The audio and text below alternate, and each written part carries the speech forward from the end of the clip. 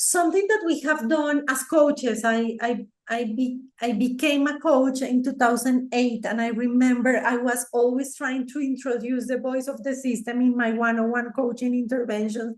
And I remember asking my leader, "Do you want to have a conversation with your leader?" Sometimes I had the leader in one session, maybe the HR business partner was present, right? I was trying to bring the voice of the system, and I remember I was creating some survey, like manual surveys, asking the leaders, the system of my leader, I would say, do you think this is a good coaching objective? Do you think this is a good way to work with this client? And I remember I was putting all of in Excel, trying to create my own reports, right? But now we have the possibility to do it without effort. We have created, and it's part of a bigger approach, but we have created an instrument that is very simple. It's a series of surveys of in 3 moments of the coaching process. And I like the questions that we have here, right? Because it's important for you to think about it.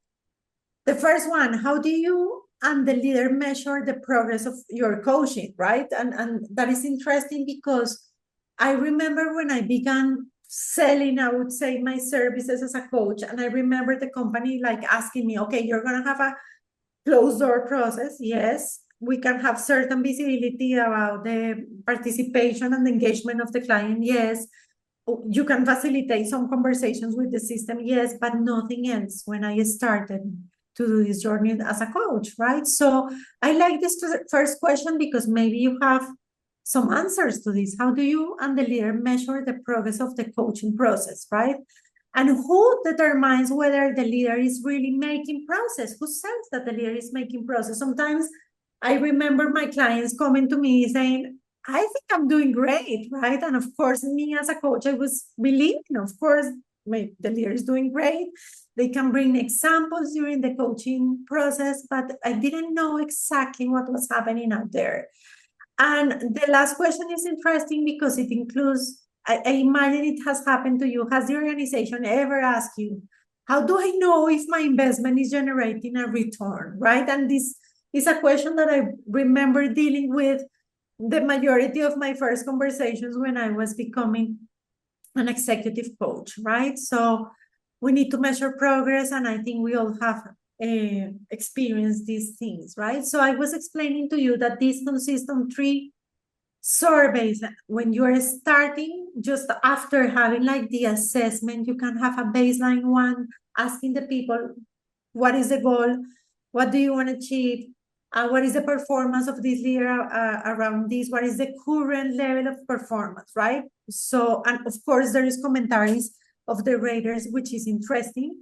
Then imagine that I am doing a 1-year engagement. I do this, I sell this for my CEOs. I have a full program that I always sell that includes, of course, a leadership circle profile, a debrief, a session to create a leadership development plan, a session to talk with the leader around the developmental goals of my coaching, and then I launch polls. And it's a good thing to know, okay, this is the starting point, this is the baseline. Some months later, I continue my coaching process. I can ask again the system, how is this leader advancing? That is the second one that is called the interim pulse. And then I assess the current level of performance. It's a pulse. I'm taking the pulse of how the leader is doing now with the one big thing goal, and a start behavior that is in the creative competencies, and a stop behavior that is in the reactive. And then the final one, when I am asking again, how is the advance? What is the conclusion? What is the performance? And I also ask about leadership effectiveness. So this is one of the things that not everybody knows that we have.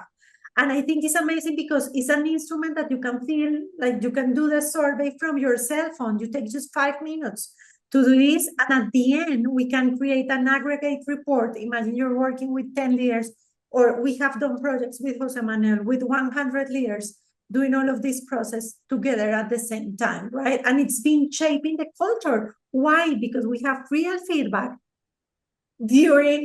after a meeting, not only because people is expecting to receive a pulse survey, right? Because we're changing the way we relate with feedback. We show up as a vulnerable leader that can ask for help and support. So this is pause.